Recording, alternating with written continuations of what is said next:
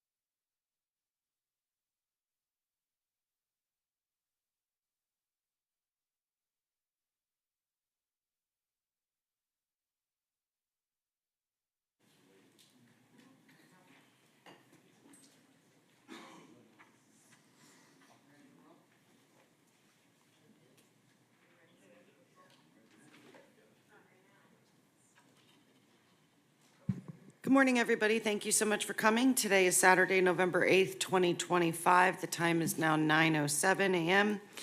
And the special joint workshop of the Boynton Beach Community Redevelopment Agency Board and the City of Boynton Beach Commission is now called to order. Let's proceed to the invocation led by Board Member Hay, followed by the Pledge of Allegiance led by Board Member Cruz. Let's all stand for the invocation and the Pledge of Allegiance. Lord, we thank you for this day and this opportunity to once again to come together and dialogue about the future improvements to our city. We thank you for this combined meeting of CRA and commissioners, and we pray, Father, that we remember that it's not just about policies and projects, but it's about families and people. And as we make decisions, we ask that you be in the midst of all of our decisions. We ask it all in your name, we pray. Amen. Amen. I pledge allegiance to the flag of the United States of America and to the republic for which it stands, one nation, under God, indivisible, with liberty and justice for all. Thank you, everybody. Let me turn to Deputy City Clerk Tammy Stanzioni. If you could please begin the roll call. Chair Shelton, Present. Vice Chair Hay, Present. Board Member Cruz, Present. Board Member Turkin, Present. Board Member Kelly. Here. Chair, you have a quorum. Thank you. We are now moving on to additions, deletions, corrections to the agenda. Let's begin to my right with Board Member Cruz None for me, thank you. and Board Member Hay. Nothing. Board Member Kelly. Chair, yes. I wanted to just very briefly, because we have a meeting coming up on Monday. We had a recent issue come up with a parking issue at the Pierce site. And I was talking to Catherine, and she said it would be a simple fix of our part of our agreement with them. And so I wanted to get a consensus that Catherine can come back to us on Monday with that proposed change so that we can reserve some of those parking spots for the business customers. We're getting a lot of construction employees parking there and preventing parking. So I just want to get a consensus today to direct Catherine to change that language or provide us some, information on that on Monday. Yes, do we want to designate a specific number of parking spots so it's clear and concise? I think that's something that we would collaborate with the business owner. I don't make that decision. I don't operate that restaurant. And I think maybe we allow Catherine to go negotiate and bring something back to this board for Tuesday, or hopefully. I'm assuming that's what your intention is. Yes. Commissioner Yes, I would agree Yeah, with that. because it would be, my understanding, it's as a simple fix to just allow them to reserve parking in their parking lot during business hours, because that's the time that they're having an issue, so, Yeah, those guys are out there now. right. So, okay. And do you have any, Board Member Turkin, do you have any additions, deletions, anything? Nothing new. Thank you. Do we have a motion to approve the agenda? So move. Second? We have a motion to approve and a second. All those in favor say aye. Aye. All those opposed say nay. Motion passes unanimously. Let's move on to legal. Counselor, are there any legal items to discuss? Thank you, Board Chair. Catherine Rossmell, Lewis Longman, and Walker. No legal items, except I'll take your direction to bring something back for you to consider. Great, thank you. Thank you. Now let's begin informational items and disclosures by board members and CRA. Let's begin on my left with Board Member Turkin Nothing, Mayor. and Board Member Kelly No, thank you, Chair. and Board Member Hay Nothing. and Board Member For me? Cruz. Thank you. And I have nothing.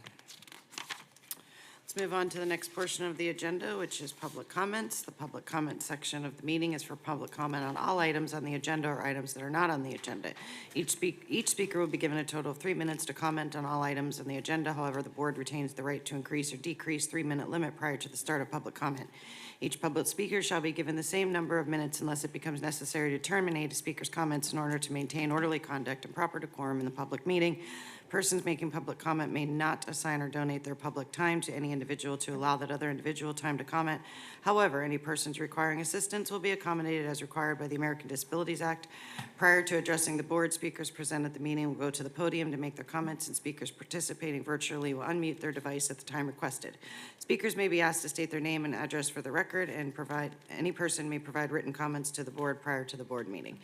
And you're on deck, Ms. Oyer.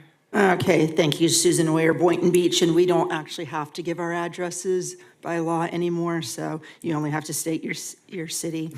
I'm here to talk about a few things. First of all, I think under your plans, what is the status on that special utilities building that was built? That is supposed to power all of downtown and bring us tons of money and lots of cheap, free, easy power.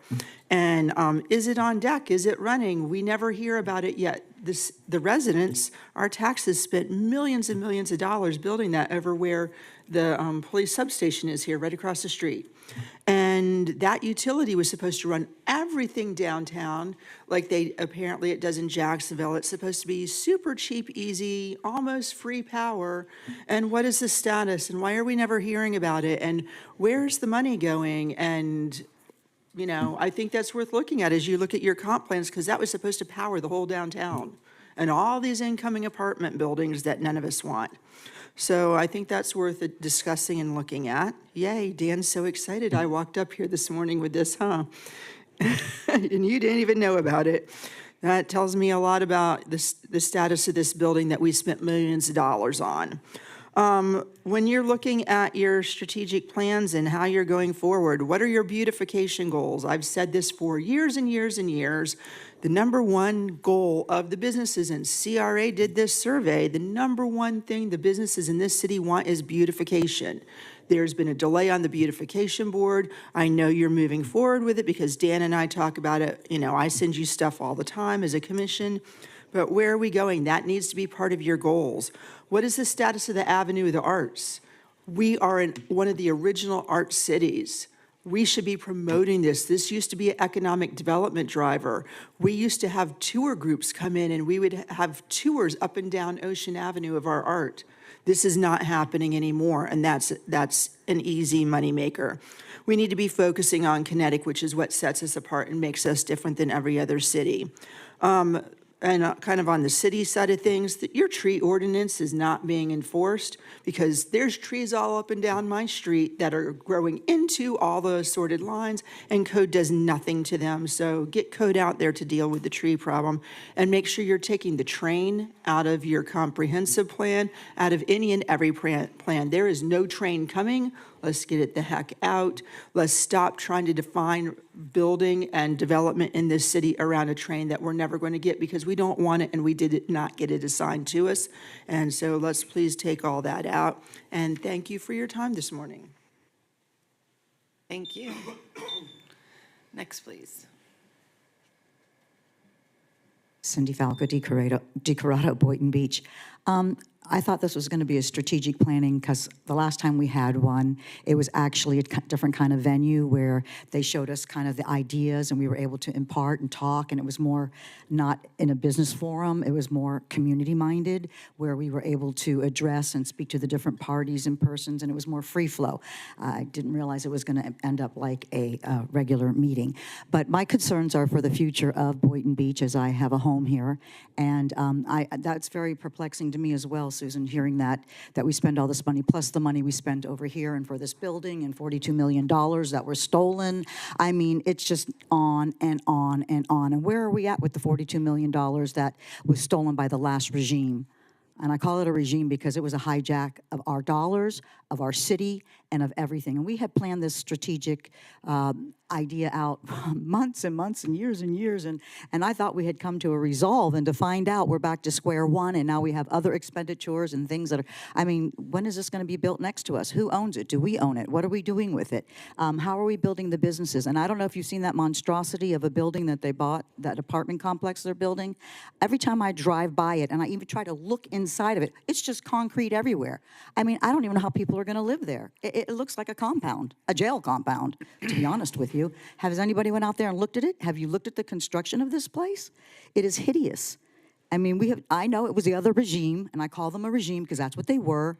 They took over our city, and now we look like we are not beautified, as Susan was talking about. I drive around, I'm a floral designer, I'm a floral artist, and I look and I go, where is the beauty, even coming off of I-95?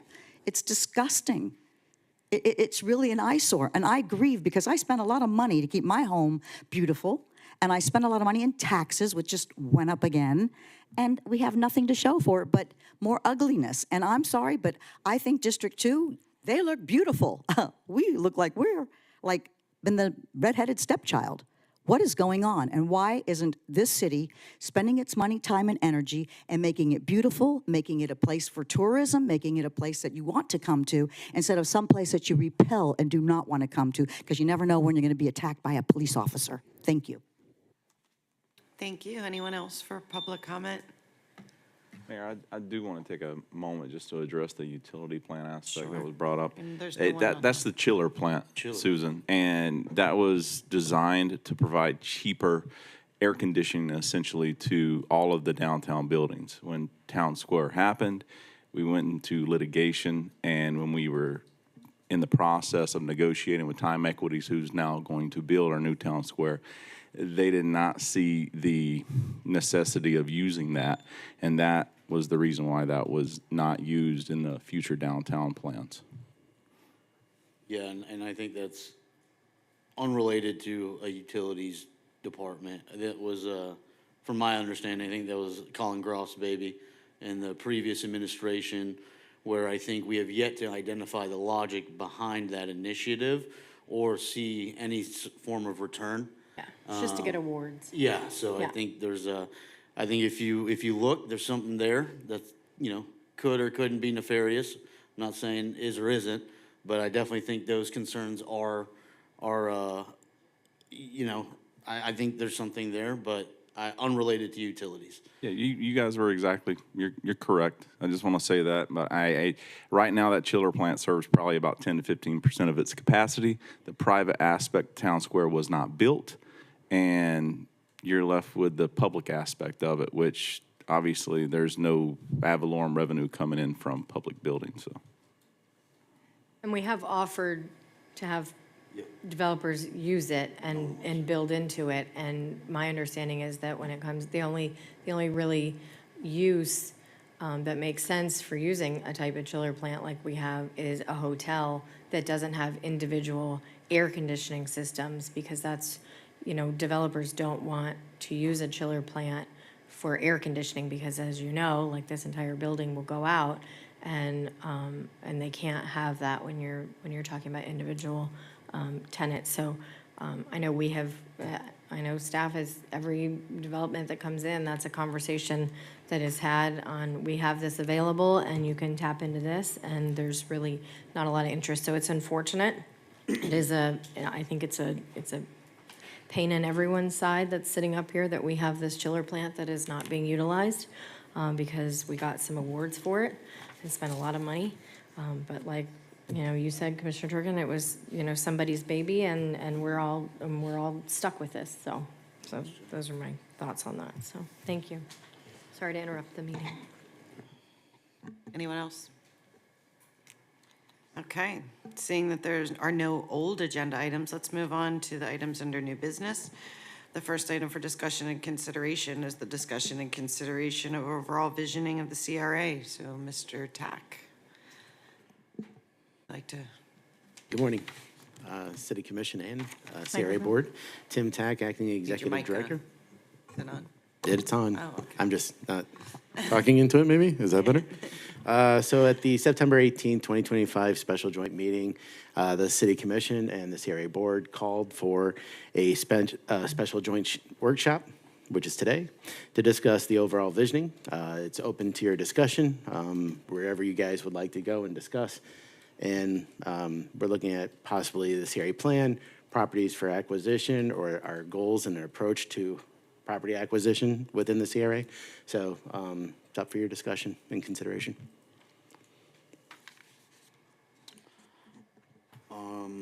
Yeah, I'll start with some of the vision component of the discussion. You know, as we've been discussing over the last maybe 8 months about establishing, you know, a switch to focus on waterfront, commercial development, recreational, marina facilities. I'd like to get consensus to have staff research in creating a marina overlay district. That way we can establish a clear vision of what we want to accomplish, regulatory framework surrounding our marina now, any potential CRA or city-owned properties, so that we could position this district as an economic driver for the city. So would like to have staff explore any opportunities that would attract, support marine-related businesses that fit our strategic plan, as along with our CRA plan, which is the enhancement of waterfront access, commercial waterfront, and then the expansion of marine recreational. It's identified in our strategic plan. It's identified in our CRA plan. What I'm looking for is that we just have that in our land use as well as an actual overlay. In conjunction with that, I would like to know how do we define waterfront property? Because I've heard a lot of talk about over on 13th Avenue, Northwest 13th Avenue, that is being talked about as possible waterfront property. And I want to make sure that we're all on the same page before we move further with defining what is waterfront property. Because a lot of these people have been living there for 50, 60 years, and if you go with the waterfront definition, which I have no objection to, that could mean that their property and taxes will go up, and many of those are senior citizens. So we need to be careful when we start assessing property values and what is waterfront and what is not. So if we're talking about intercoastal, fine, no problem. Yep. But we need to be careful when we go inland. That's my concern. Yeah, for clarification, what I'm looking for is the intercoastal waterway, a marine overlay district at that site. That, I don't know, IT laptop just crashed. Yeah, I'm not, that is a good point, because waterfront, as you know, in real estate could be like a little pond, right? You could advertise a house as waterfront property, and there's like a little pond in front of it, or a lake. So, yeah, for clarification, I'm envisioning the intercoastal waterway for that overlay district. Okay. Thank you.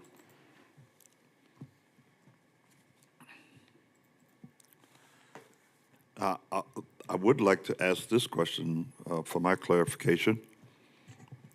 I have the agenda in front of me, but what are we looking to come out of here as a product today in terms of why we're here, the purpose of this meeting, what are the outcomes, what is this meeting all about?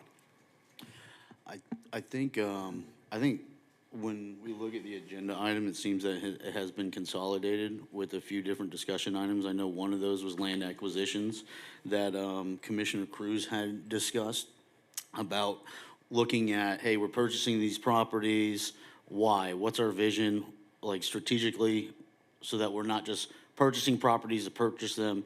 If I'm wrong, please correct me, Commissioner Cruz, but I think that was one of the ideas. The other one was discussion of what I had just brought up of a waterfront district, destination commercial, and make sure that, at least for me, my understanding is that city and CRA are lock in step and executing and mirroring the CRA and strategic plan, and making sure that they have the instruction, the consensus, the resources to then I would imagine, design some form of plan that they could, bring back. I'm not 100% sure. That's probably, more discussion amongst Tim and Dan of what that looks like. But my understanding is that there's a few items that have been consolidated and been categorized as like the vision of the CRA. If I'm not mistaken, Tim, please chime in if No, I'm no, wrong. that's But I also absolutely think right. that maybe we are doing this and then we may have to do it again after we put RMA in place after the contract negotiation, because that's why we brought them on board, as their vision and their connections and things that they've already done. So I think that they know things that none of us up here know. So I don't know if it's a little, And that's, I think that's a fair point, and I think what Commissioner Hayes said about what are we doing here, what are we gonna get out of, is maybe that's dialogue, maybe that's a few points or a few properties or a few things that are tangible, that then when there is a transition to RMA, it can be easily picked up and followed through with a follow-up workshop. That way, we're not just up here talking, and that we're moving towards something, because I definitely don't want to be here just to have dialogue. I think we need to hone down on, 3 or 4 things, whether they're properties, whether they're districts, whether they're, discussing the hotel, whatever that may be, and then move forward from there. And then, like the mayor said, follow up with another joint workshop. I guess, I'm assuming that's what you're insinuating, Mayor? possibly, I mean, I think that we're really not gonna know until we get them in and sit down, and I think there might be some more efficient ways to do it. We're looking at another joint workshop in the beginning of the new year. Okay. So timing-wise, I don't think there's going to be an issue with onboarding and getting RMA in, and then also coordinating with the city on whatever that overlay vision would look like. Right. And at least today, we can get our legislative priorities Right. done, yeah, that's. so we know what we're doing Mayor. in Yeah, Tallahassee. that's exactly where I was going with this question, and we're going to be bringing in RMA, and I could see having this conversation again. Oh, for And sure, are yeah. we premature here, or are we looking to, see, we have a CRA master plan. It's from. Over the years, 26 we've had several of those master plans that collect dust. So I'm sort of concerned to the point that we're not here and RMA comes in and change everything that we're talking about here this morning, because that's not the direction that he wants to go in. No, I think what we need is the overall meaning of this meeting is to give direction to both myself and Tim, so we can actually sit down with RMA and explain what the vision of the board is going to be moving forward from both a CRA and city vision. I apologize respectfully. If I may clarify for the record that RMA has not officially been put under contract, and that is still up for decision-making. So RMA in this conversation is a stand-in for whoever ultimately fills the executive director. Right now, they're the successful proposer, but that is not a completed decision. Right. Thank you. Vision. Right. So, I mean, when this came up, I think it has evolved. I feel like every time we talked about the joint meeting, we added something else to it. One of the things that I have brought up many times, and we have started the discussion, I think ultimately this is going to be a lot of discussions that we're going to have, especially when we're talking about writing a new or creating a new CRA master plan on the last one was done in 2016. We're now, 11 almost years out.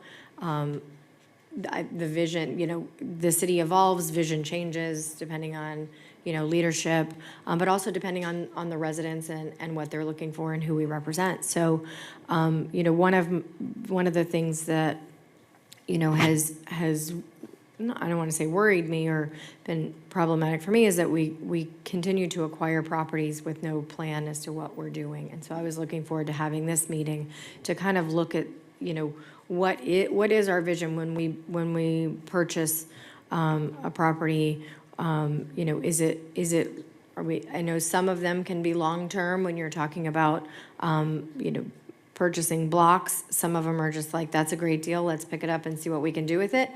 But when we're sitting on properties for 10, 15 years, we're coming up against, it seems like it's far away, but 2044 is not so far away when we're sitting on a bunch of land. And so you know, I was wanting to start that discussion of, are there any of these properties that we have that we can either, you know, put it out to an RFP for workforce single-family homes, or what are we doing with the post office? You know, can we start talking about what our vision is for that, you know, that parcel, so that we can then start having that discussion on what that's going to look like. It's one of our main corners of Seacrest and Boynton Beach Boulevard, and so. You know, if that means that then we're having community meetings, I want to start that process instead of just sitting on it and waiting, and then the post office moves, and then we're having that discussion. So I think this has evolved. I think it started out as oh, great, let's talk about the properties that we have, to then let's, you know, talk about a waterway marina overlay, to let's talk about the CRA master plan. So I think we've kind of bounced around quite a bit. But I think it's important that we start having these conversations instead of just continuing to purchase properties, even if it's a single-family lot or something bigger like the Inn. So now we have the Inn. What's our plan? Because do we want to sit on you know, the $8 million and just sit and wait? So, or do we need to start having community meetings? It's about to be knocked down in the next 30 to 60 days. Do we need to set some community meetings to talk about what the residents' vision is and what our vision is? And so that was kind of my hope for this meeting, is that we would start having these conversations, so that we're not just continuing to, you know, go meeting to meeting, purchasing land, and not really doing the other part of it, which is the development side of it. And, you know, whoever we do, you know, ultimately bring in as the executive director, I mean, I've had conversations about what my vision is, that we focus on federal highway. We have neglected federal highway, and I feel like that is something that we can really invest in and put our, and it's in the 2016 CRA plan that we focus on federal highway, and yet here we are with a lot of empty, dilapidated blight along federal highway. And so that was kind of my hope for this meeting, is that we could start having this conversation, and that's why we've kind of set this ongoing joint CRA commission meeting, is so that we are now starting to do the work, because it's difficult to do the work during our regular meetings. Thank you, Mayor. Just for clarification, I just want to see if I got consensus to do the marina, have staff at least research that portion of a marina overlay district. On my end, I'm a Yes. yes. Okay. And can we get, See what that looks like, You how know, the transition happens. can we get some what it updates from means. time to time as to what's happening? Sometimes, you know, sometimes things start to move forward, and I feel like sometimes information gets to certain board members, but sometimes not all board members. So I just want to be mindful of that as we're, you know, requiring consensus to make these type of important decisions, that we, you know, keep everybody in the loop as to what's happening before decisions are made. Yeah, thank you. And then I think Commissioner Kelly hit it right on the head. I think I have a proposal. Maybe, you know, as we transition with the new executive director role, maybe it's not a bad idea to have some form of survey, at least to kick off what the Boynton Beach Inn vision is, because that is gaining a lot of traction through the community. So I think a survey is simplistic. It's a start. It's easy. It allows feedback. I can tell you from what I've seen, it's people don't want housing. Right. You know, definitely entryway has been discussed. So I don't know if my colleagues have an appetite to start with a survey. I think it's an easy tool to at least start getting some feedback as we make that transition. So I don't know what your guys' thoughts are on that. And then I know that as the CRA, we've adopted that policy to where we can allow builders to solicit some of these properties to build a single-family home. So maybe we capitalize on that, widen the scope, or hone down on that, initiative. I've got a lot of emails and also on my Facebook page, no more apartments, no more apartments. Yeah. So I think that's overall, but it's something that's gonna make the place look beautiful. It's the gateway into our downtown. And what's the timeline on this demo? I've heard 2 different times. 60 days from now. Or was that when it was back? Like, is that backdated? We're anticipating somewhere between Thanksgiving and Christmas. Okay. I have, Is that right? Because I was just told late January from, I think, someone the other day in the city. Kevin, you have an update? Come on up, please.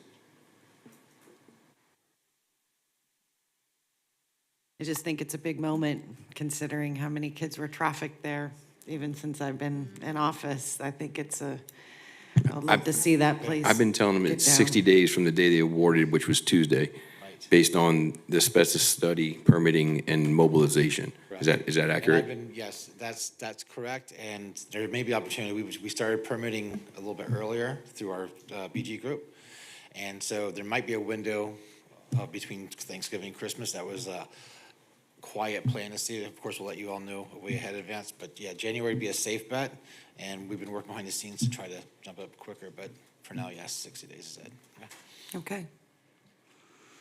That will be a big celebration, and that gives us enough time to coordinate with the new executive director, do the survey, possibly have a Forest Park meeting, which I would like to do. Yeah, I think that's very important. Doug Bruderman can Absolutely. set that up for us. I don't know if we want to maybe throw out some ideas or leave it to staff to develop those ideas for the survey. I think we ought to leave it to staff to. Okay, all right. We can go ahead and put a draft survey together, bring it back before you, and you guys can approve those questions or add questions you like. Priorities, maybe, they can rank priorities use the former the CRA plan as like a Correct. guide of what was on it before and how it would change.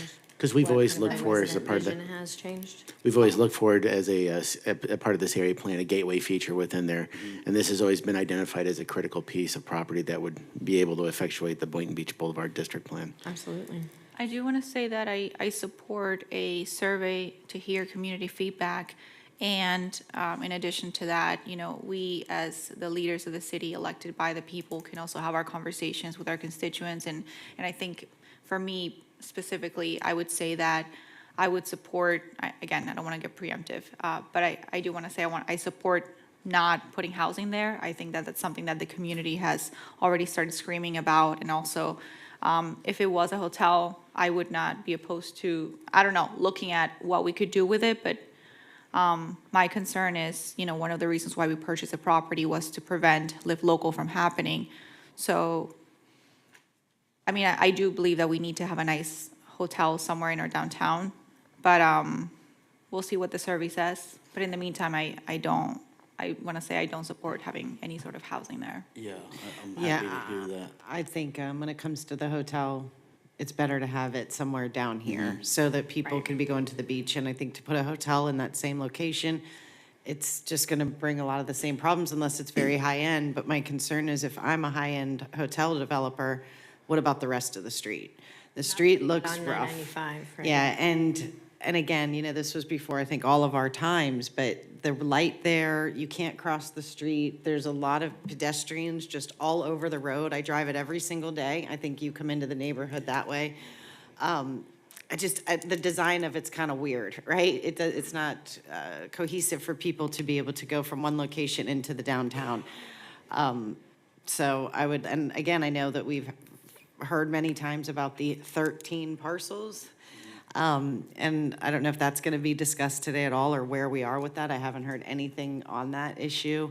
But again, my concern there is it's not a clean assemblage and we would need strong community input before 100%. we even thought about doing about that. paying And for again, that. I'm not opposed to it because it's going to get rid of, a lot of those 13 parcels are still being, they're landlord owned and they're tenant occupied with sober homes, and we know this. And, I just think that that's a way for us to really control what's going on, but not if it's 13 parcels.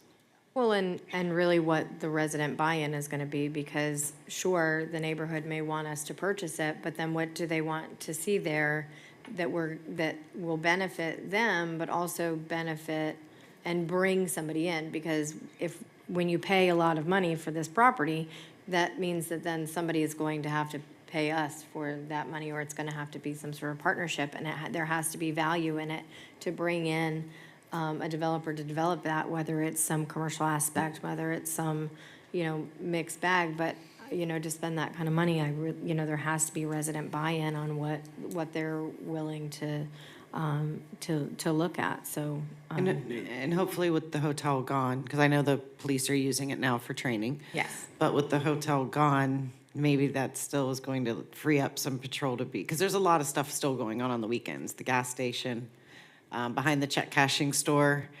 Again, I live 2 streets over. I think that, I see it every day. So, I think that hopefully there's just something that we can start doing about the businesses that have been there forever, but they don't really care about the community. Yeah, we're in a different place also than we were 10, 15 years ago. Yeah. And I don't think we're going to have an issue bringing a developer in. They're going to be swarming the city trying to get that landmark area of Boynton Beach Boulevard 95, because we have a plethora of different projects coming, ranging from homes to also commercial development. So I think we're going to essentially have the pick of the litter, and it's going to be the board's decision what they want to be the icon focus of the city going forward. Yeah, I think it's what the residents want too. And then it's going to be something that the residents are able to use, and people that don't live in Boynton. Just try to get some money into this city. I had a little laundry list of items, and most of them been mentioned already, but just to review in my own head, I think the first step is, like we said, community input with the survey. The other thing that that came to my mind is, in no particular order, but the federal highway, of course, is a challenge to the city of Boynton Beach on the north end and the south end, as well as within the city. I just see we need to really light it up, if I can use that terminology. Our city is one of the darkest cities physically lighting, not morally, but we need to look at that, those dark spots, if I can use that term. We need to light it up. And of course, the I-95 corridor there, coming off the exit, I see it as a golden nugget. We have an opportunity to market ourselves as to what we put there. One of the options would be a really nice hotel, because it's not very often that you see a really nice hotel right off the exit of I-95. And I think that would help to put Boynton more on the map, is to have a nice complex there. The other thing being the marina along the intercoastal. When you look at the physical location of the nearest marina from the north and the south, this becomes a real opportunity for us to expand and enhance our existing marina in terms of acquisition lands and having a plan to do whatever we want, whether or not we want to increase the slips or restaurants or housing or whatever. We can talk about those things. And then I hear a lot of talk about no more apartments, but in certain areas of our city, we could put additional affordable housing, because there are still people that need housing that can't afford it. So I know you're not saying to push that off the table, but by the same token, I do want that to stay on the table and be viable consideration in the future. Another thing I'm looking at is some type of, and I've talked with Andrew a little bit about this, some kind of a youth center for our youth, because right now in Boynton, we have Ezel Hester Center, we got Callum Sims Center and the pool. We have some amenities, but I'm looking for, as I see in other areas as I travel around, a youth center that has a lot of activities going on and a lot of things to keep our kids off the street, and more so than just the football and soccer. So we can talk more about the youth center. And land acquisition is certainly important to me, because last time I heard, the good Lord is not making any additional land. And when we have an opportunity to grab land that would serve us well in the future, we need to go ahead and move on that. So I'm all for taking a look at that, maybe doing some swapping with the city or CRA or whatever. But we certainly need to make land a top priority, land acquisition in our city. One of the things that the BDB talks about a lot of time is Class A office space, which is one of the items that we don't have much of here in Boynton Beach. And that's a consideration to draw other top businesses to our city if we have the proper spacing and office space for that. So there's a lot on the table that we need to talk about. But I think the first step is, like we said earlier, is to have a city survey and see what our residents have on their mind and what they would like to see in this city and the direction they would like to see us go in. And then from there, we can factor in all the other ideas that we have. So that's where I am. I agree with you on the lighting, and I think that it definitely goes on the west side of Seacrest, because again, our neighborhood, we have no lights from Seacrest all the way to 95. And Right. now that school's in session, I'm getting a lot of complaints about that. But I think that we also need to start focusing a little more on our seniors. You know, as I sat on the senior advisory board, they got $10,000 last year. They spent $9,000 on a prom. And there is nothing that is getting the seniors mobilized, getting them out of the house. They're not able to do anything. And again, I'm getting blown up about it. And I get it, there's just not enough money. But $10,000 was all blown into one prom, and it was a fantastic event. But what are they going to do the rest of the year? So I know you're mentioning the youth, but I have to say that I'm more concerned about the seniors at this moment when it comes to trying to facilitate something for them. On that note, a while ago, we had purchased that land across from the senior center, and I know there's probably potential to abandon that roadway and essentially join those two parcels. Have we discussed potentially looking at some type of conceptual or some type of design where we could enhance or renovate the current, or just completely redo that senior center and create a space where, you know, maybe it does include housing, maybe it's completely recreational, and it has, you know, a lot more space for amenities or activities that seniors could do, you know, because that space now isn't the biggest. And so, you know, maybe there's an opportunity there where we can, you know, provide more senior affordable housing and then also provide some amenities. Maybe we put it out to RFP or develop a plan or a concept, put it out to RFP and see if anyone bites. You know, I know there was some dialogue with that. I don't know where that's been, but I think that is, you know, I don't want to say easy pickings, but I think that's a tangible accomplishment that we could look at. What we could do is there's a couple of different things that we have the ability to do. So one of the ideas was floated probably about 2 years ago as far as a Parks and Rec bond. And being that the senior center falls into that, those funds, whatever, if we went out to bond council, see what kind of bond that we could push out and have the citizens vote on that during elections. And if they do pass it, we could use those funds to build a senior center that's going to be controlled by the city. The other idea is the P3 aspect.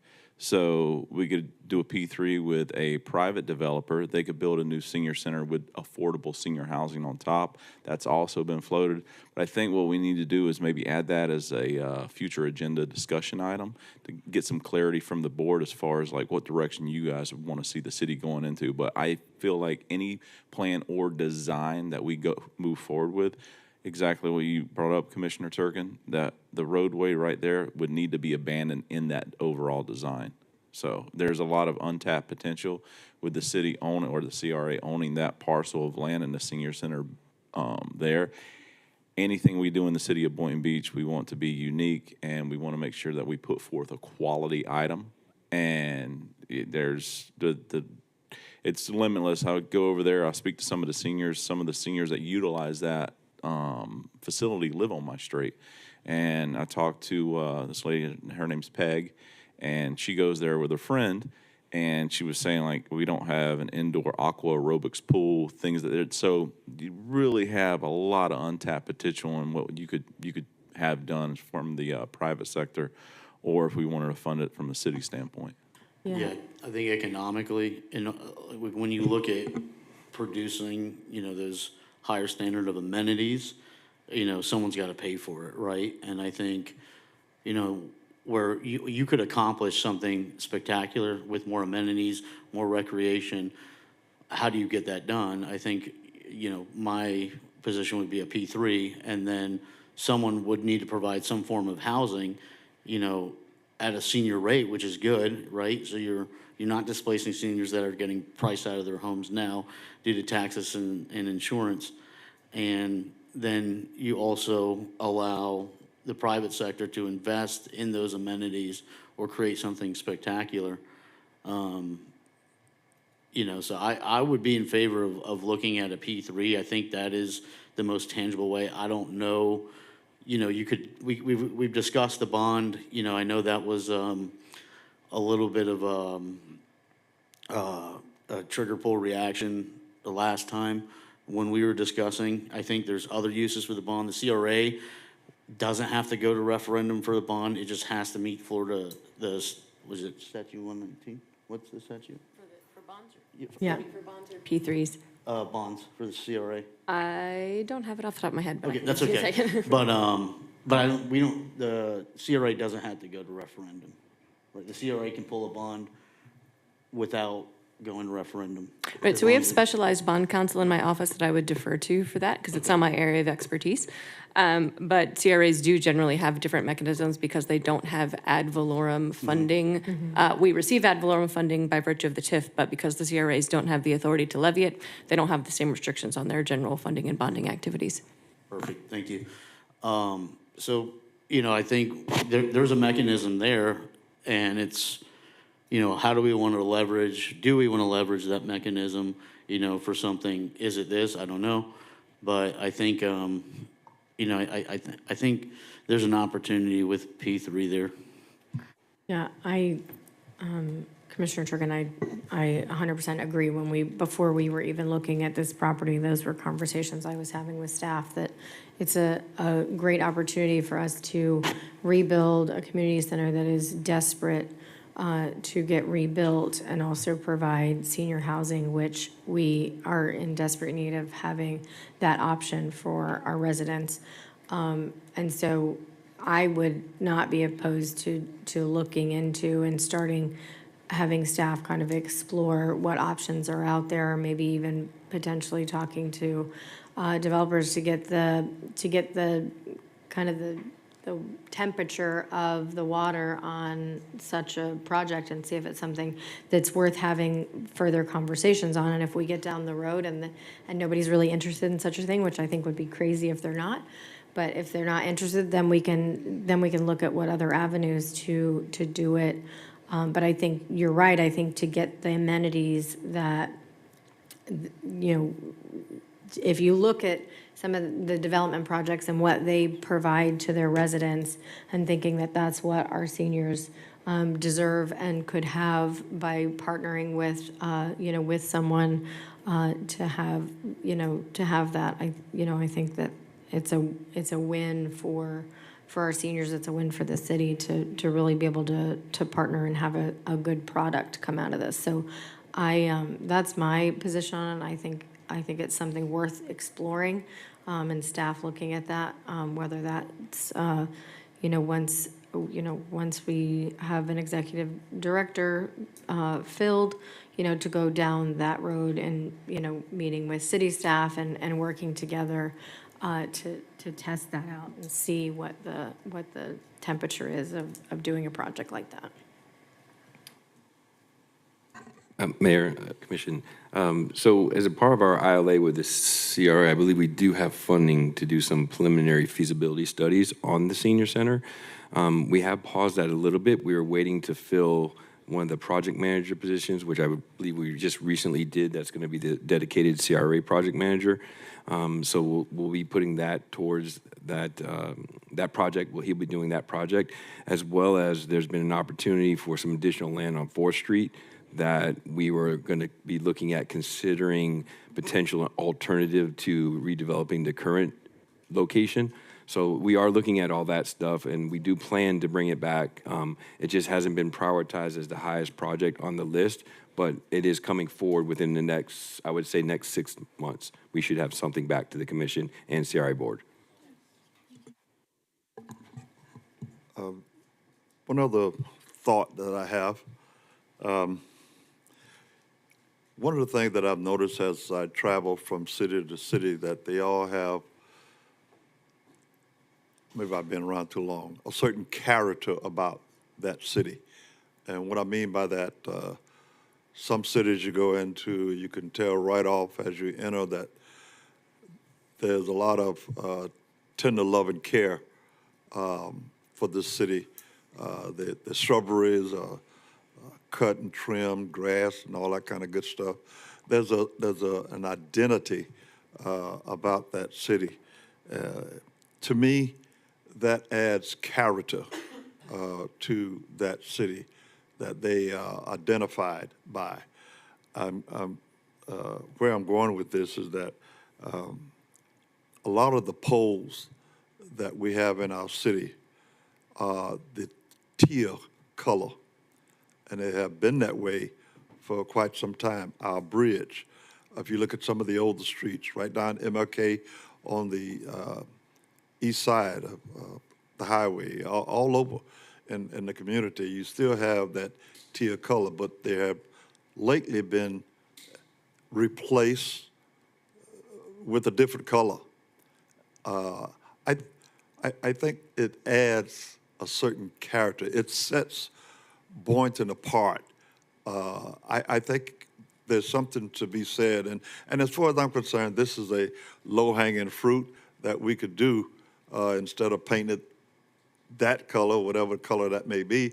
We could stick with the teal because it adds character. If once you drive into Boynton, you see all these teal, not something that we didn't invent. It was already in existence, but we seem to be going away from that. So I guess I just like to see that. The forefathers thought that it add character by painting those poles that, and I can just envision in my head riding into Boynton and the poles are the same color as well as the shrubbery and everything else so neatly trimmed. I think what we're trying to do here is to clean up our city, make it look better overall. And I think that's just another piece of the puzzle, if you would take it that way. And just, instead of painting the poles like right here in Town Square, we painted the poles black and just across Federal Highway, there are the teal. So just in that one road, we changed colors. what was wrong with just keeping it teal?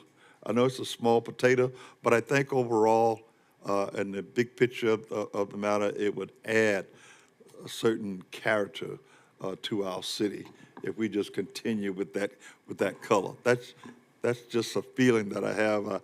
I don't have any stats or statistics to back that up, but it's just something that I think it would enhance the city of Boynton Beach. Well, considering I saw someone urinating on a pole about 2 days ago, I don't know whether's that better, black or teal, when it comes to that. So maybe we need to do a study on that. Just kidding. But like, I think we have to go in about having community pride. And maybe as we're tightening up some of these ordinances and people will start caring more about the neighborhood, and then, yeah, I agree, we need to beautify it in a simple but clean way. But I'm sure the teal probably shows the urine more than the black. I'm just saying, it's just an observation. I'm sorry, I saw it. It's interesting because when Discover the Palm Beaches came recently and they did the State of the Tourism, I wore a teal dress because of the light poles, and I'm like, what's something that? And they had the sailfish as the prop. They have props for different cities, and so I thought that was great. But to me, it is a representation, and to me, teal and having those light poles be teal does have like a meaning, Branding. And it adds character to the city, and it adds identity to the city as a coastal area. So I think that's great. I definitely support. Presentation is a good word. Yeah. How we marketing ourselves. So I would support that, and I understand some of them are maybe owned by FPNL, and I don't know. So maybe that complicates things a little bit, but maybe we could potentially have an ordinance where within our city limits, we encourage that, or, Yeah, the color of the light posts are not my top priority right No, it's now. not mine either, I think but- we can get there at some Yeah. point, but we have a lot of development coming off Ocean Avenue, and I think a lot of those buildings are gonna have their own characters, their own architectures, their own color schemes, and I think once those are developed, then we can really get a good read, and I like the teal, just for the record, but, some people don't, that's okay. I think we can get a good read if what fits better. Maybe it is black, maybe it is teal, but I don't, back to, I think, the lighting, which was touched on, that is a very important thing. And I want to light it up also. We've been talking about this for months, and I think that within the CRA's bounds, I think lighting does fall into the potential funding. So I don't know if that's a master plan. I don't know if that's looking at potential sources with solar. I know there was a vendor, I brought this up before at FLC, that does a lot of beach lighting, right? That's solar powered. Solar panel.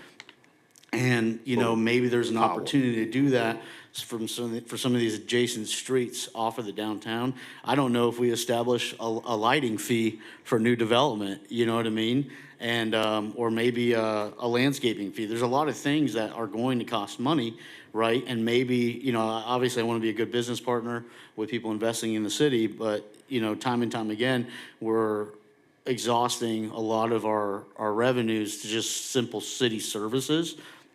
Whereas I think we can partner with the private sector to kind of, give and take for some of these things launching in the downtown. But I mean, for us to, have almost, over $1 billion invested in the downtown and some of these adjacent streets to where you're walking in the dark and you run into a couch is unacceptable, and so I think that should be a very like laser focused position that we should have. Because I mean, people are going to drive around when they're looking to move or they're looking to visit an area, and they might love Ocean Avenue, but they might go a couple streets down and be like, oh, the roads don't look that good. You know what I mean? Yeah, you want to see tangible improvements around the downtown, and I think staff has done a great job because there's so much going on, and there's just only so much that we can do, right? And so I don't know if we need more staff. I don't know if we need more planners. I don't know if we need more project managers, whatever we need that the CRA can partner with the city as a funding or source or mechanism. you know, let's look at that, right? That's great. We have heard you from some of the previous meetings. I can tell you that William Leedy, who's our new city engineer, as well as with Kevin, they have started coming up with a draft outline of a plan on how we're going to attack looking at lighting in the city, looking at certain corridors, looking into the neighborhoods, prioritizing. I can tell you lighting, it seems a little bit simple saying that lighting, we're going to light it up. I can tell you I was at a public meeting this week where lighting was a subject of, we put new lighting in and the adjacent property owners were very upset, you know, because it's shining in their house. So it is a touchy subject. It's not as easy as a broad brush as it could be. I think we all agree that, you know, lighting is important. But we do facilitate that. We will be coming forward to the commission, or either in the January or the joint meeting we have coming up. We're going to present an outline of how we're going to approach that. I have a question, and I know this is probably a problem that you get a lot of time is Pence Park. Oh, yeah. I mean, I drove by Pence Park on the way here. I was going to go to Duncan, but the line was so long, and it was rough this morning. And I'm getting, like the other day I got pictures of some gun shells, bullet shells. I don't know if you got those that happened there. So I don't know if we're gonna light up Pence Park. I know there's a plan, but also don't know if there's possibility to get some cameras there too, because that's something that I'm just getting loads of complaints on. About the houses across the street. I believe those houses are condemned. So what's the process when the city condemns a home? Like how does it get torn down? Because we do have them on 4th. We have the one across from Pence Park, and that's creating people to come there on the weekends and at night and do some shady stuff. So once it's condemned, how long does it take to get them torn down? The process has changed a little bit, and it depends on which avenue we're going. You know, you have the code enforcement route, and as well as you have the building official. If it's an unsafe, unsanitary structure, the building official can react to it. I think it's a 90-day process or a little bit further. There's a lot of steps that he has to go through with tagging the building, red tagging it, doing a advertisement twice in the Palm Beach Post, and those are the process. I'm not sure if that has been enacted on those particular properties, but we definitely will look into it. Yeah, they're on the north side. Yeah, I saw the grass this week. Yeah, and but I mean, there was just tons of people there this morning, and I do get a lot of complaints from a resident that walks there every morning, and early morning and late at night. There's a lot of activity there that's questionable. So I don't know if that's something we can start dealing with. One other question I had is a little bit off topic. I know Commissioner Hay, Vice Mayor Hay had mentioned a community center, or youth center. That's something that I'm pretty passionate about. And, you know, looking on the west side of the city, I know this is just kind of a CRA side of it, but we really do have a very lack of community centers or infrastructure on the west side of 95. You know, that's something that I would love to see us focus a little bit of time on, not, you know, obviously today, but in the future. And then as well as some of the vacant land that the city has, like we have the 40 acres of the old landfill.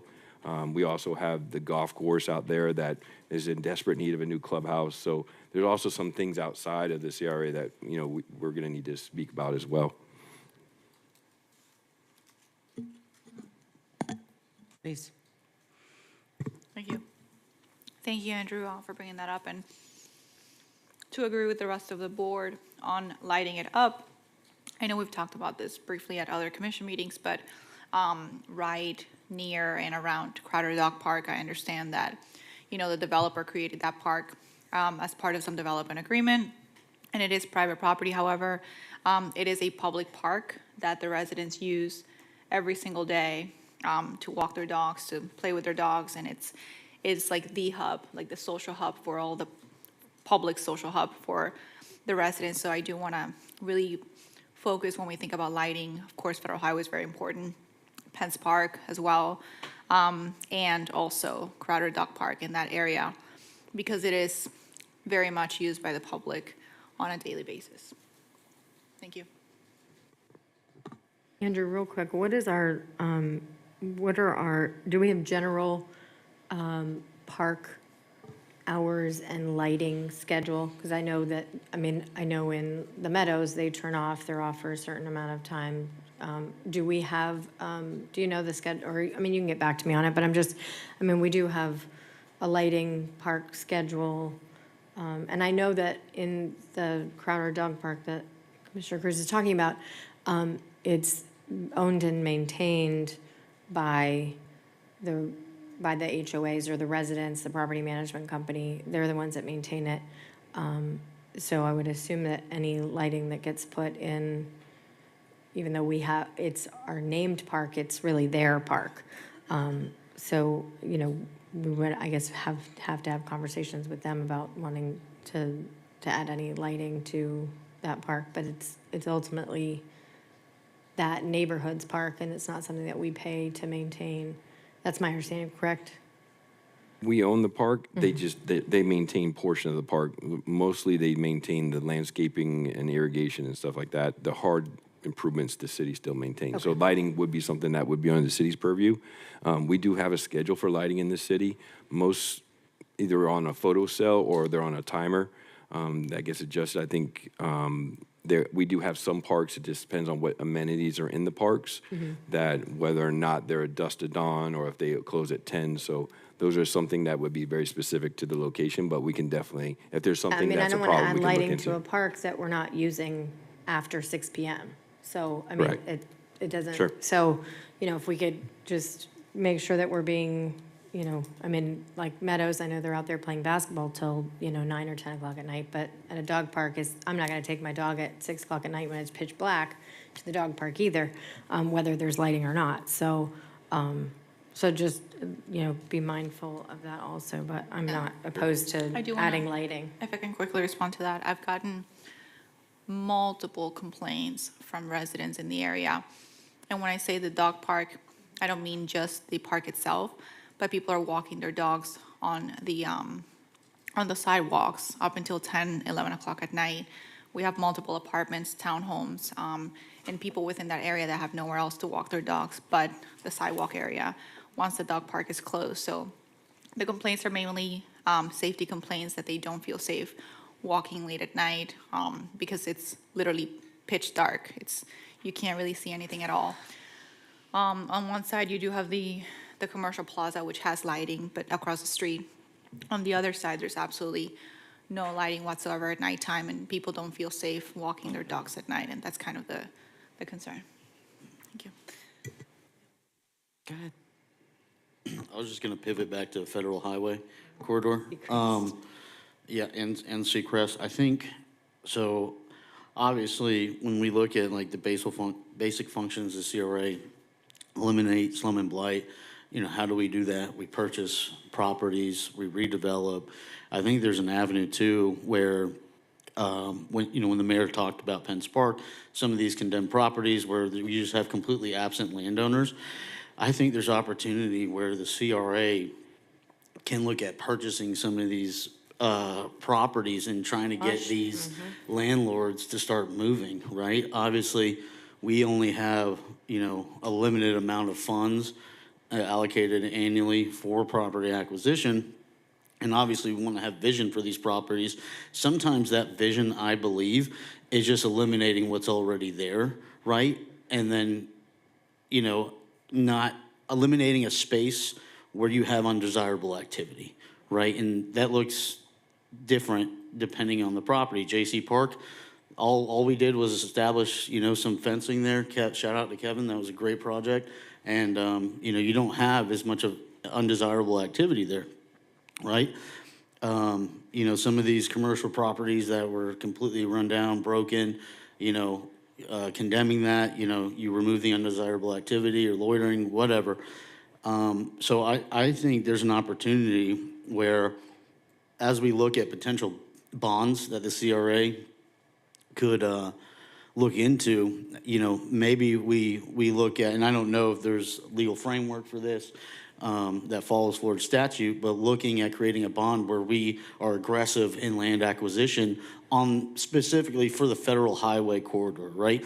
Obviously, we want to talk about that, but I think this is a realistic action item to where we can look at a bond and start purchasing properties, partnering with the private sector. Maybe you look at RFPs when, contingent on purchasing properties, which I know has been discussed in the past, which I think is a pretty good idea.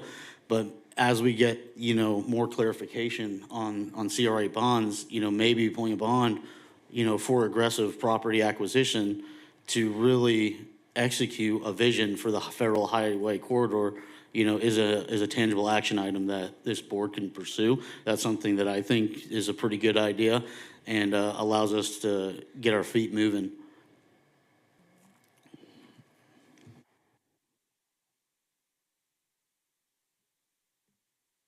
Okay. Start with that abandoned car wash. What's that? Let's start with The that one on abandoned Federal? car wash, yeah. Yeah. That thing, it makes me crazy.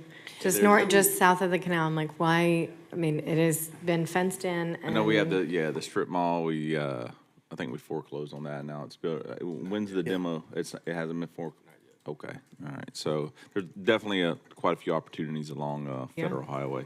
And I do think all the changes that have been happening with code, which we've talked about this, many times, is there were policies in place that really weren't being, put into place. So I Right. think with that happening, it should be a lot easier to start stacking these violations on these properties and taking some action later on, because that is the only way we're gonna clean up Forest Park to Federal Highway. I can name 5 properties right now that are just nuisance properties I hear about all the time, and the ones on Fourth, just south of Butcher and the Bar, the ones across from Pence Park, they're condemned, they're empty, so let's get them and tear them down, because if there's nothing there, no one can loiter there. There's nowhere to hide. Yep. And I want to touch on one point that I missed that I think is probably the most important about potentially, performing this aggressive property acquisition initiative is we then have control of what we want to see developed, right? And so what better way to deliver to our constituents and the residents by having more leverage in what we want to see in our downtown and not leaving it just to the private sector and the property rights, right? So I would definitely like staff to, and I guess this is more of a legal sense of homework for Catherine, to see if we can look at pulling a bond for aggressive property acquisition and, to meet the CRA's mission. I almost feel like that's the precipitating factor before you move forward with the, I guess, moving away from more of a housing-focused CRA to more of a commercial aspect is focusing on the land acquisition part. So, and everyone on this board most likely has some properties in mind they would like to see the city not only purchase but redevelop. So, as far as on my side of the fence, and I'm not going to speak for Tim, but I think we got a good idea where the board stands as far as like what you guys are looking for moving forward. And we can have an additional dialogue from a staff to CRA standpoint. Would you guys like to transition to the appropriation delegation? I do. I just want to do a recap. I got some notes. That way we're on the record for like some actionable returns. So I got Marina Overlay District survey for the end. Federal Highway Corridor we just talked about. The senior housing RFP potential study. The lighting plan. I don't know if there's lighting plan. I think we kind of already have a return item on that, just coming back in January from what I hear. I don't know if there's anything I've missed. I know there's a lot of dialogue. I just know that these things, we could have return to us, hopefully. Would you guys want us to do that one-on-one, or do you want to have a joint session again, maybe in 3 months, and we can provide an I think we're doing it update? again in January. Well, if I'm yeah, not we could do it in mistaken. January. Yep. Sooner than later, Okay. because by the time we do it 3 months, it'll be the time change again. If we do it in March. The and- lighting conversation is Lighting different. conversation has flared up with the different, time change right. on my end. At that point, we'll get an School, extra the hour. kids. Yes, but it will be lighter at night, and we won't have Yeah. to worry. But the lighting goes back to the seniors too. Of We are course. to build something that's putting them in the same location where they're gonna be able to hang out with each other and be social and use these amenities, but a lot of them don't drive. I took care of both of my elderly parents. They did not drive. The furthest my dad could walk was Hurricane Alley and back, and there was really nothing for him to be able to even, go to Kenny's Market and get a Sammy or something. It was horrible then. He got jumped there. So, yeah. For clarification on the on the survey for the end, Tim and Dan, you guys are gonna develop some potential, I guess, answers for the survey, then bring it back to us to approve? What I would like to Does do that is be okay letting them do this autonomously? I think we know not housing, and there's obviously, our LDR and the CRA plan that we have to abide by. So I think you could develop those answers from then, or maybe, I don't know, Tuesday's probably too quick of a turnaround. Yeah. Oh, yeah, Our right. Monday, Way too our meeting's on Monday. Oh, Monday. that's right, Monday, thank you. I think it's better for us to work as a board and be interactive about it, and when we hear things, we can discuss it and see if we're going in the right direction. I think that's kind of If- our job as the board members. If you guys want staff to work with Catherine, because I think the way we frame the survey is going to be very important, maybe put together 5 questions. I think it's important not to be too convoluted with the questions, be very direct and lay. And then I can also work with the Public Affairs Department with Sheila and to actually push that out to the community. And that way we can have some feedback for you guys. Yeah, That would I be just don't wanna wait the way to 3 go. months to give you guys like the go-ahead. That's Well, no, my only because, so hesitation. Catherine, I mean, we're having this joint meeting, we're talking about this survey, but really either of our hats can accomplish that, correct? So like on the December 3rd, if they have the survey ready for us to look at the first city commission meeting in December, we can, as the commission, we can review that and give authority with our hat of the commission, because this is a joint meeting, so it doesn't matter what hat we're using to finalize that survey, correct? Right, so to Right. not speak for the city attorney, but I do not see an issue with you giving direction for your staffs to work together and then coming to the first available board meeting. It's just that whoever approves it, the survey will be issued in the name of that entity, right? So if the city approves it, it would come out. Additionally, if you all wanted to authorize your staff to run with this, it's a sufficiently administrative function, at least on the CRA side, that as long as you don't make they'll bring you back the survey results to make a decision with, so that would also be legally acceptable. You as the board do not have to approve the survey questions. It's certainly within your purview to do so if you like so, but I would not say it's a legal requirement. Yeah, I mean, I would like to look at it, just make sure that we're on the right direction and then so my thought is on the first meeting in December, as the commission, we can say, yeah, we're good to go with the survey. It doesn't have to be a vote necessarily. It can just be, you guys are on the right track and you're free to go, is my thought. Yeah, And then so that then- way we get that out. I So then agree that would be with- the city. So then, Dan, that's a action item for you. And we also are And able to also- capture the seasonal people that Correct. leave from Yeah, I get it. Sterling and And Colonial. from another perspective, I agree with Board Member Kelly, of having it at the first city commission meeting, and at the same time, some of our residents are familiar with the CRA, some of them are not, they might not really know, so if it comes from the city, people understand more that it's a, government question and things of that nature. Yeah. I do think that timing it around the time we do the demo, there'll be a lot of media presence around that, so the survey being released at Might be that time good. would be very well. And I think we also are planning a demo party, a demo breaking kind of, groundbreaking or something there. Camera party? Yes. Yes, yes. Yes. A wrecking ball. We'll take turns riding on that. Yes, Yes. that has to be a thing. Mayor Shelton on a wrecking ball I was gonna put coming through. Angela on it. I mean, hey. She's had enough medical treatment I know, on it's her, the last thing in I her need. I'm last just 6 starting to get my months. vision back, guys. We're talking about Brandon the city here. Come on, this is a perfect way.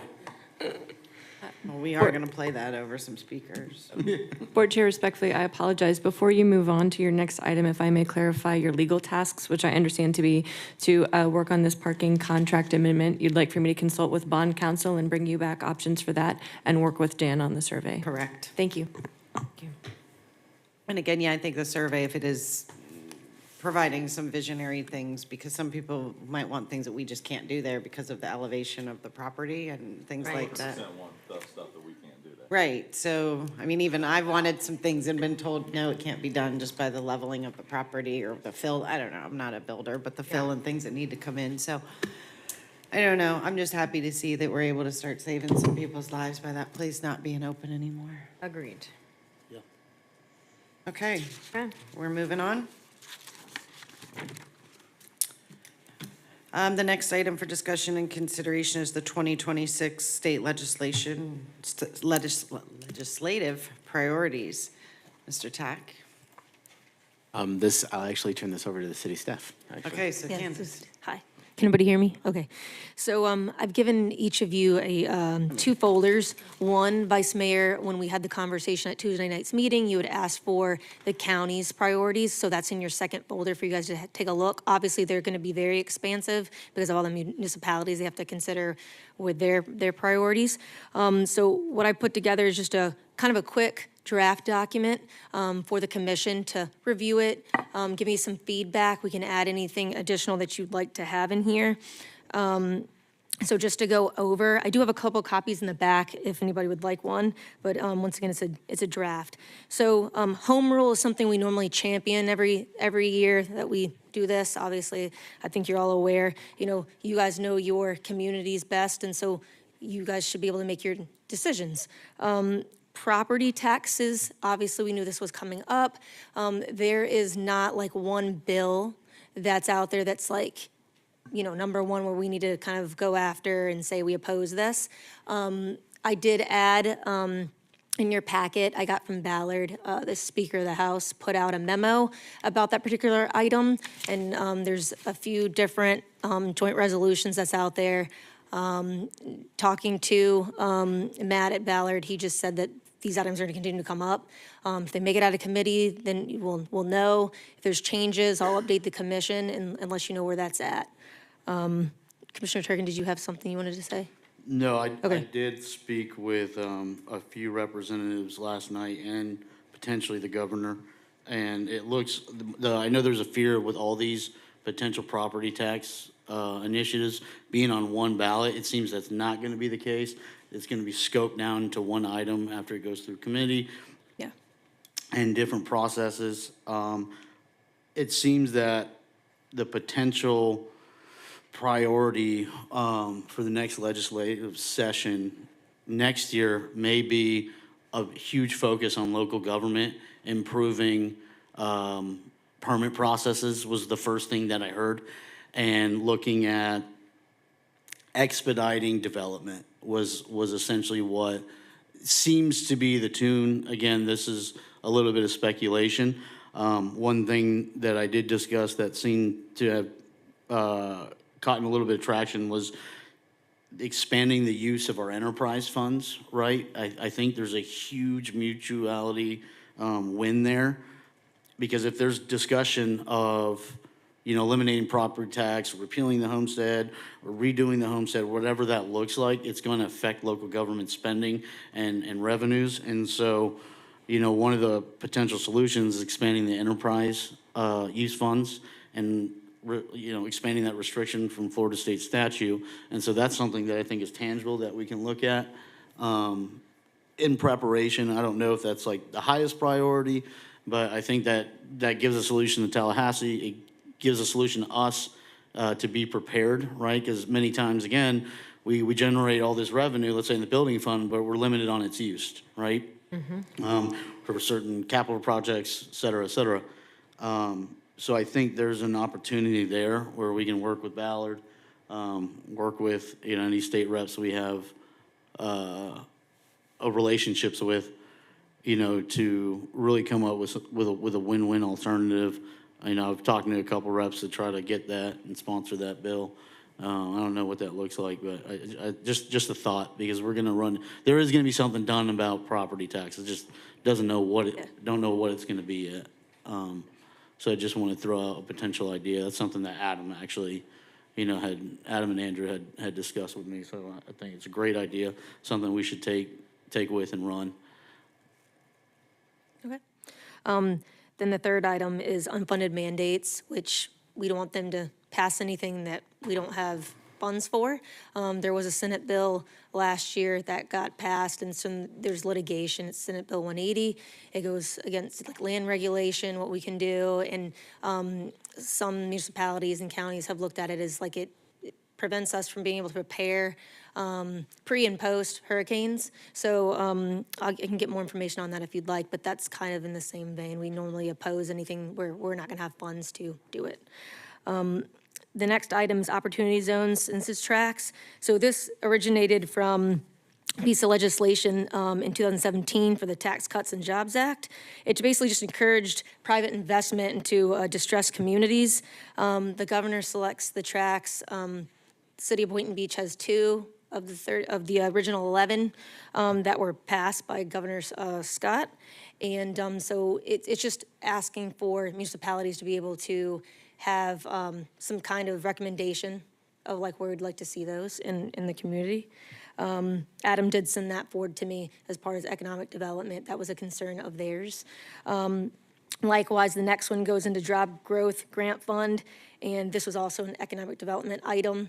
That just basically allows for like funding to bring in new businesses, to train the workforce, those type of items. Can, just real quick, sorry, Yes. so I don't forget. Sure. On that grant fund, do we get grant funding for that, for job growth?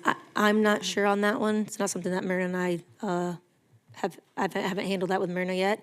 I can ask Adam and see. Yeah, I would like to know if we've received any of those funds and what we're doing, because I know that we, as part of, our budget, obviously we have our economic department and roll out, grants every year, but, if we can capture some state funding specific for job growth, I think, I would like to know if we've gotten that in the past and what our plan is to pursue that a little bit more. And this is super important. I'm glad that we're doing this. Thank you, Commissioner Turkin, for starting this process, because I really want to make sure that we're prepared. I feel like sometimes we go up to Tallahassee and we get up there and the Palm Beach County Days is just like a day of, like, you're bouncing around to offices and you're talking to people, but to really know what the staff's, what you guys are working on in the background and what we can work on separately and independently outside of Palm Beach County Days, because sometimes it's, it's a lot that they cram into 24 hours. And then on the unfunded mandates, can you, it doesn't have to be today, you can get back to me, but what unfunded mandates are we still struggling with and that are causing us some issue, and is there anything that we can do about that, in the future, as far as, getting some support in Tallahassee to maybe, modify those mandates in the future? Okay, I can get that to you. Thank you. And the last one that I had on here, Adam did send it for public safety, is that the 911 increase. They're seeking to have that because the call centers, the carriers only give like 40 cents for the calls, and that goes to certain basic infrastructure, this or that. But then the call centers, which there's 16, the municipalities end up picking that extra cost up that's not funded. So they're trying to get an increase with that for those activities. One item that I didn't add on here, because I wanted to talk to the city manager and the chiefs, is that there's a proposed amendment to Chapter 365, Section 171 of Florida Emergency Communications State Plan, and that would impact those answering centers. They're trying to go to like maybe a centralized county one, so I need to have a little bit more dialogue with the chiefs to see where we all stand with that, and then I'll be able to report that back to the commission. The municipalities won't be able to have their own independent 911 center, is that what that is? Or call center? It appears that way, or they won't be able to transfer. So I wanted to get a little bit more information on that before putting it on here, but I do know that some other municipalities have kind of started to talk about it, that have those centers, and so I'll be able to give that to the commission once I get to talk to the chiefs. Thank you, yeah, because, obviously, we know in the city, on the west side, we have a lot of overlap between the county, and it's gray in some areas as far as who handles what, and I know we have a lot of crossover between dealing with, county dispatch and city dispatch, so if you could get back to us on that, that would be great, and if it's something that we need to be, working on with our contacts. Thank you. And the next page, page 3, we just put back in here the legislative appropriations requests that have previously been sent to the commission, just to have this in our packet, of course. And the next item in your packet were actually the bullet points on those projects. So Myrna put this together, we reviewed them. There's a few definitions for like trenchless pipe bursting and things of that nature, so some terms that maybe you wouldn't recognize. So that's in there for you. Once you guys review this, if you'd like us to add any sort of bullet points to this, we can certainly do so. But these are the 5 projects that we have that we've submitted to Ballard to get sponsors. And the High Flood Swift Water Rescue Response Program has sponsors. Berman's sponsored in the Senate, and I have to go back and look and see who did it for the House, since we don't have Rep. Casello. Thank you for the one-pager on the marine response facility. I think this one has great potential. My only ask is if we can add some form of language that, and you kind of touch on it with the regional safety capacity, but multi-jurisdictional area served, I think, is what representatives are going to look for. So that way it's not just, For Boynton. Right, correct. Yeah. We And had so that in I our think- And then that also allows us to turn this into multiple representatives. Correct. Where it could impact. Even if they're inland, you have a lot of people that go east to the beach, right? So this isn't just Correct. about coastal communities. I think this is a Central South Palm Beach County multi-jurisdictional, initiative that we can, really, really propose. But this is great. This is exactly what I think the instruction was, and so I think this is awesome. Thank you. We'll add that to the sheets. We did obviously have that in our proposal when our submission when we sent that, but we will add that to this And for then sure. when this is revised, can I just get a copy of it? Of course. Yeah, no, we'll send them back out. This was just an initial view, so you could, look at it and say, are you able to convey what this project is? Do you feel comfortable? And then give us feedback. We'll add an item or two, like you just asked for, to each of these, and I'll give them back to you. Perfect. And then Candace, as it pertains to the Marine Response Unit, when I would assume, and, if I'm not assuming, then I'm asking, that we're including and that we're having communications with the neighboring cities, municipalities that would utilize this to put this on their radar, that we're asking for this and we want your support. And, because what happens when you go to Tallahassee is that you're made appointments and you go in the office and you talk about your initiatives. And we have no way of knowing if Highland Beach went and talked about our initiative and another city went in support of it. So I want to make sure that we also are really collaborating with those towns and villages and municipalities that would be utilizing this to make sure that it is a priority on their list too when they're up in Tallahassee as well.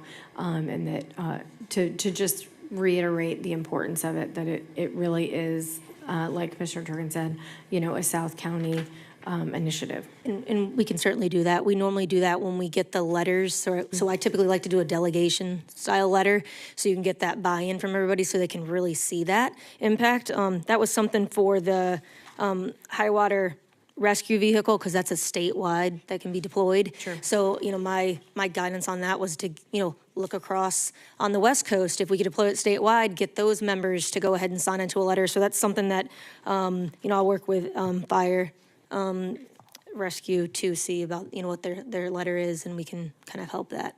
But yes, ma'am, we can do that for sure. Thank you, Candace. Thank you so much So for there- doing this. This helps me a lot because it's my first time dealing with this, so I love that I have this to digest. Because I was organized. Yes, this is very. I'm like, what am I going up there for? It's What the are we first time doing? we've had anything like Okay, this, so. because I this is thought we were great. just going up there and meandering around, being That's- like, please no, give and- us some Yeah. money. Kind of what we do. I'm So also Candace- working I've never with your, meandered, I don't know. with your commission aides, so your travel, I'm gonna give that to Ballard, and then we can start setting up meetings for you while you're there Okay. in Tallahassee. So I know that, I think Commissioner Cruz is now attending, and so I'm gonna continue now that I think that we have all your travel, your flights, booked now. I'm gonna get with them on, Monday, because Tuesday's the holiday, and send that to Matt. Okay? Great. Yes, sir. Candace, I really want to thank you for putting this together, because one of the things we did the last time we were up there is that we went together to some because there was commonality in the wish list, I can call it that. And then there are points where we separated based on what was on our sheet and which you have here. I guess one of the questions is, which one of these are on both county and city of Boynton sheet Actual- that we okay, could for easily the- distinguish if we wanted to separate when we get up there to Tallahassee, one go one way, one go another? So there's three, and you'll be able to see it in the document you have, but Okay. property tax was on there. This is what you're referring to, right? The actual legislative priorities, correct? So property tax was on there, opportunity zone census tracts were on there, and the 9/11 fee. So we're just lockstep with what staff here believes we need to support, as well as the county. Very good. I didn't, now the other item that I have to talk about with the chiefs that may get added once I talk to staff and CM, and then I send, I don't believe that was in the county document, but, that's the only one that I didn't see. Great. Good job. Any other questions? Okay, thank you. Thank you. Okay. Is there anything else that we would need to discuss today? Nope. I know everybody's like, it's Saturday, let's please. I have to work, so I don't know if everybody else gets to go and enjoy your day, but I hope you'll enjoy it for me. Yep. You know, with everything in the press talking about how we're going to get an influx of New York buyers coming down. I don't know. I already got 2 calls, so I'm out with New York buyers yesterday and today that flew in, so we'll see. Good for you. Let me know if you get overloaded. I know, right? I know. I appreciate everyone coming in Out west. today. There's lots of homes out on Right. 421. Come out west. And I appreciate. Sitting empty. I appreciate the 3 citizens. I know Mildred, you're always here, so you're like one of us now. But I appreciate you all coming in on this Saturday morning, so thank you so much. And all those in favor, do I have a motion to adjourn? Motion to adjourn. All those in Second. favor say aye. Aye. Aye. We're out of Everyone here. have a good Saturday. Thank you.